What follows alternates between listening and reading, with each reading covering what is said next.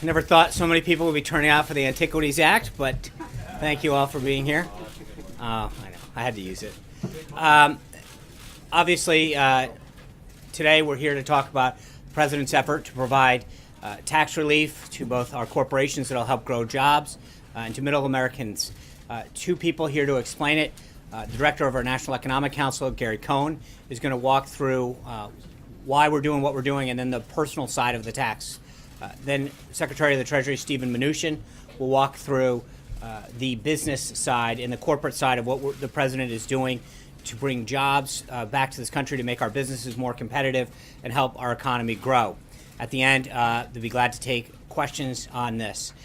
You are being provided a one-pager right now that provides the top-level aspects of the plan, and then both the Director and the Secretary will go into further detail and take your questions. So without any further ado, Director Gary Cohn. Thank you, Sean, and good afternoon to everyone, and thank you for being here. This is quite an historic day for us, and one that we've been looking forward to for a long time, and one we're very excited about. We have a once-in-a-generation opportunity to do something really big.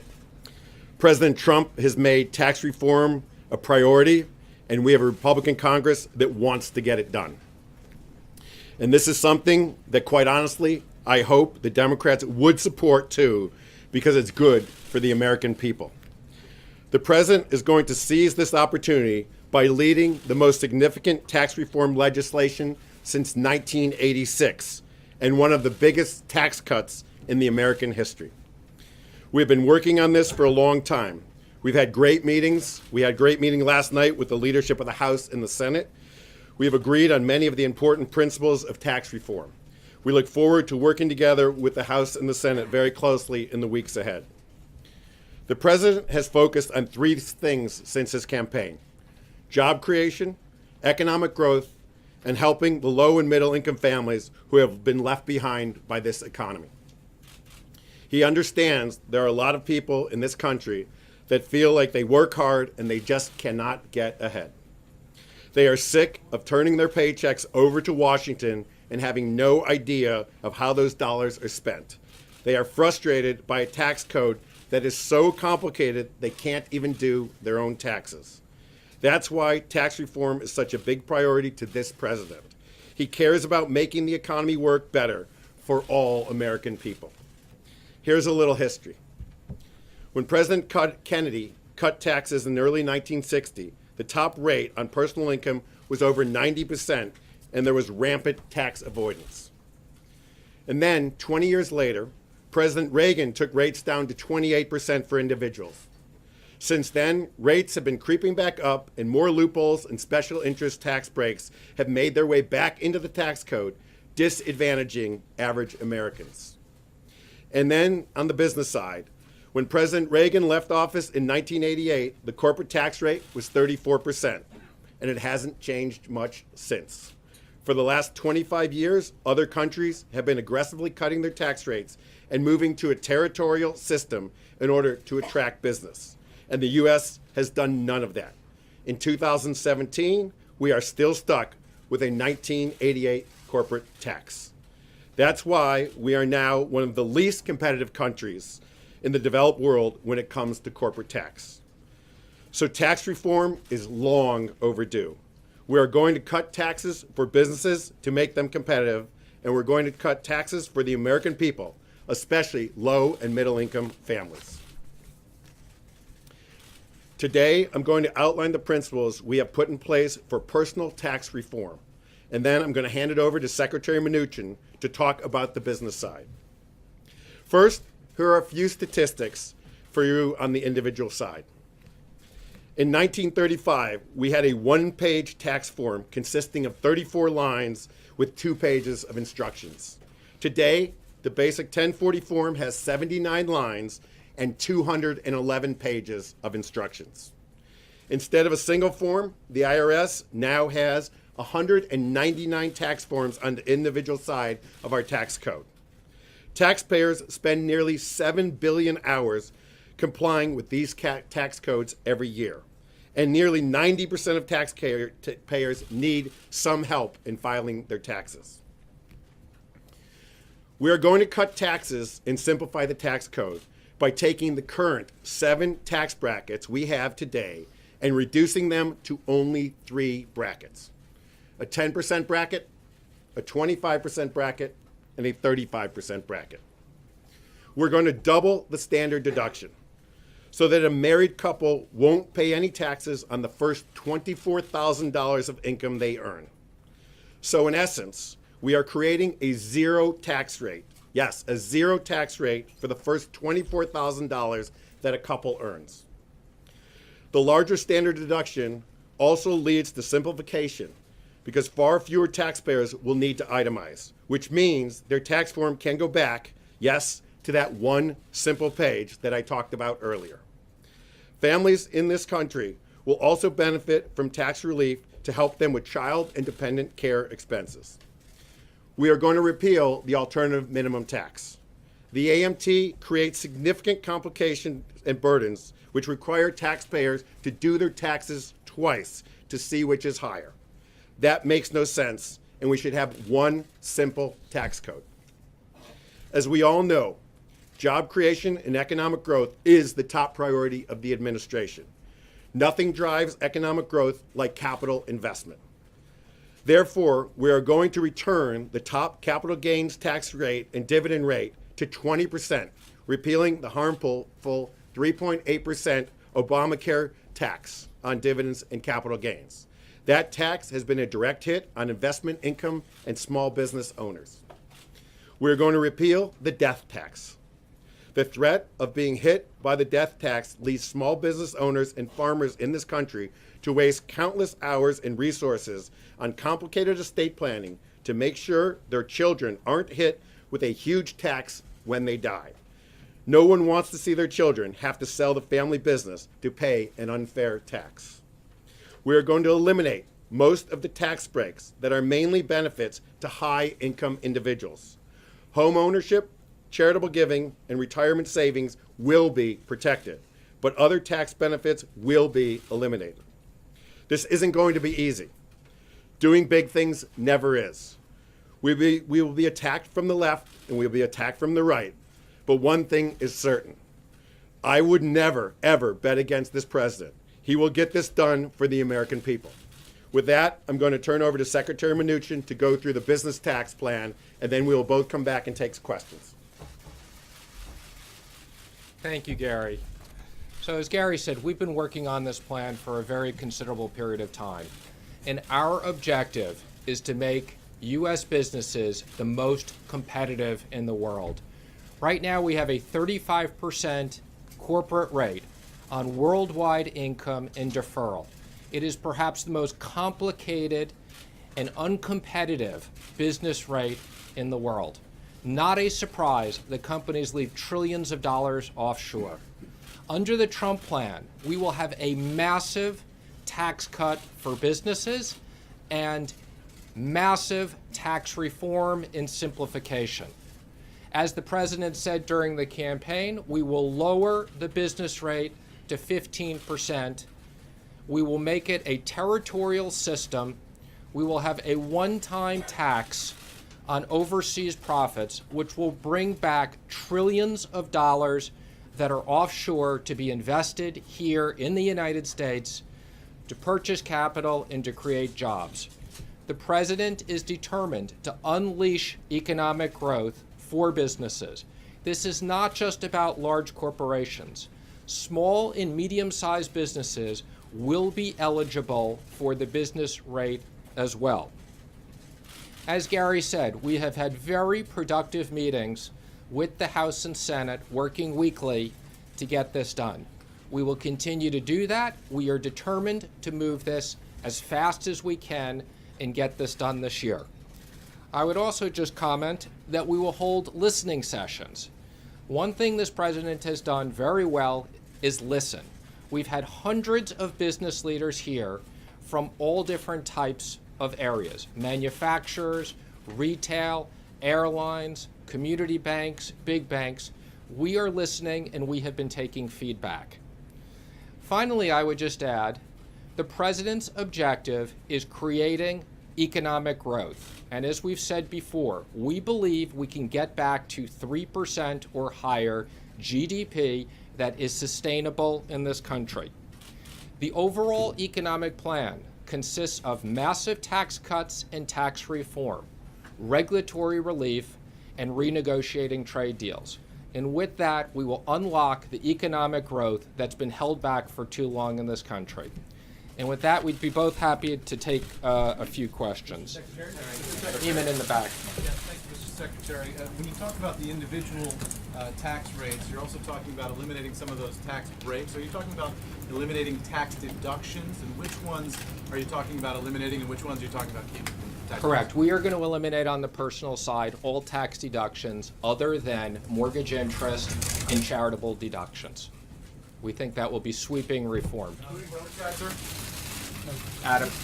Thank you, Secretary. When you talk about lowering dividends and capital gains taxes, how does that mesh with what you said this morning about protecting the middle class from the very, very wealthy who might be able to take advantage of, I don't know a better word than loophole, but that would give them a lower tax rate?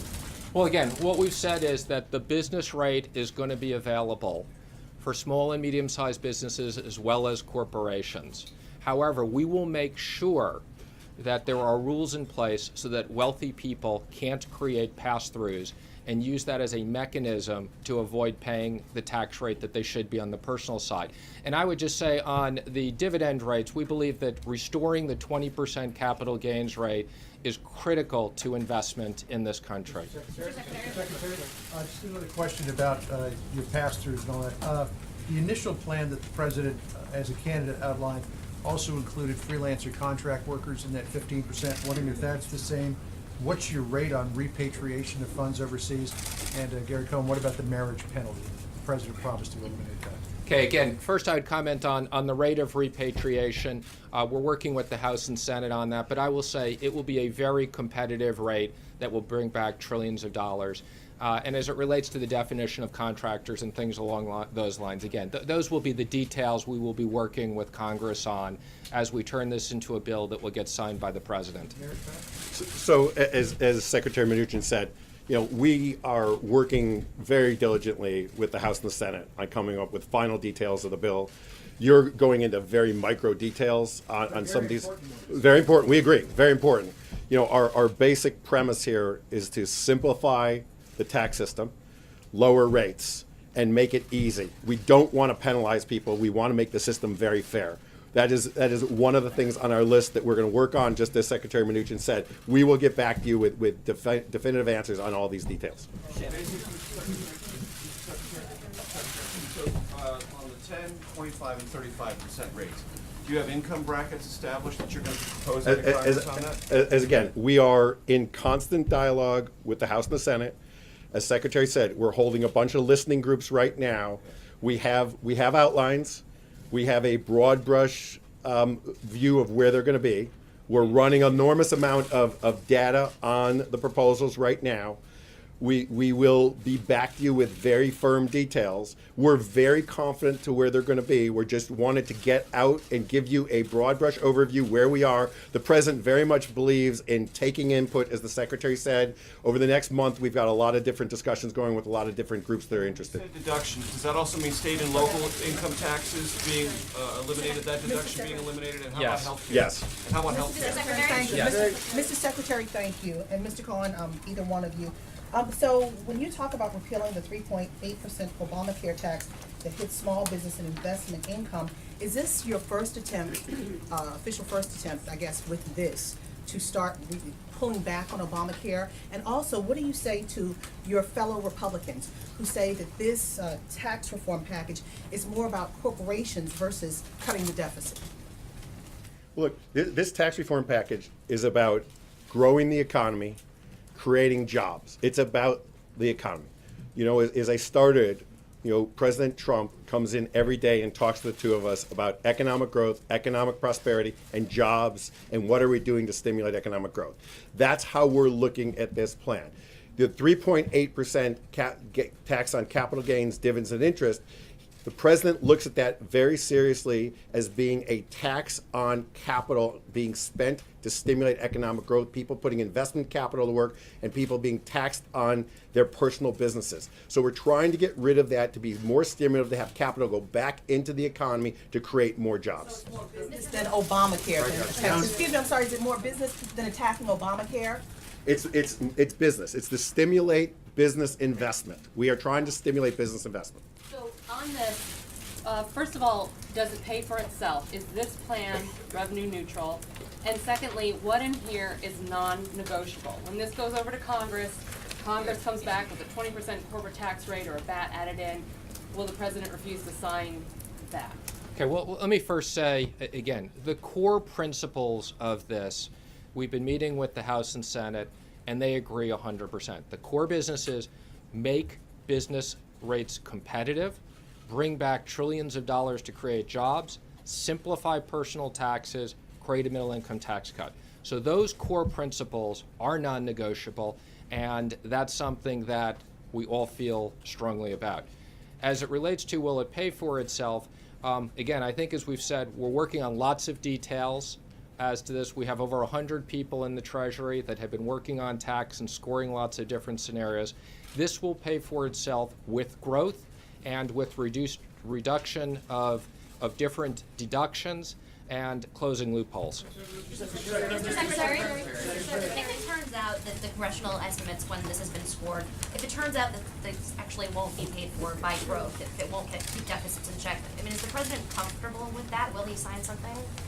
Well, let me just say again, when we look at the deficit, and the deficit has gone from $10 to $20 trillion in the last administration, that is a problem, and the president is concerned about that. This plan is going to lower the debt to GDP. The economic plan under Trump will grow the economy and will create massive amounts of revenues, trillions of dollars in additional revenues. Let's go in the back. If you don't replace some of the revenue with a border adjustment tax, how will you make up for the deficit caused by the reduction in the corporate tax rate? Okay, well, again, today we're putting out the core principles, which include rates, because we think that's a very important part of the plan.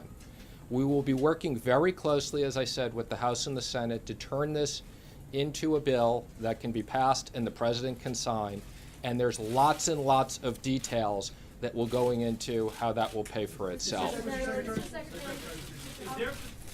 Yes. The territorial tax system, is that a border adjustment tax? Is it tariffs? What is it? No, a territorial tax system means that U.S. companies will pay income on income related to the U.S.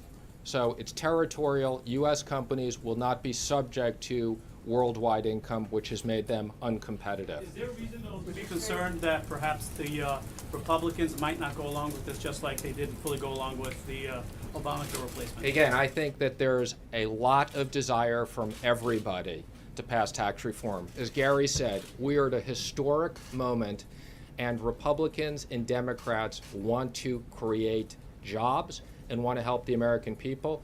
And as I said, the core principles of this we have agreement on, and we will work forward on the details. Let's go in the back. Thank you, Mr. Secretary. Quick question. You bring up repeal of the death tax, the estate tax. This is an issue that's been going on for decades, and it used to be they were always talking about phasing out the death tax over a period of years. Groups such as Jim Martin's 60 Plus Seniors Association said they wouldn't accept it and want an immediate killing of the death tax. Is that what this is going to be, or is it going to be a phase-out measure again? Right now, our initial proposal is to immediately phase out, when this proposal becomes effective, to phase out the death tax immediately. You say phase immediately? With the implementation of the new tax, the death tax would disappear. Secretary, I've got two questions. One, this is obviously a statement of core principles.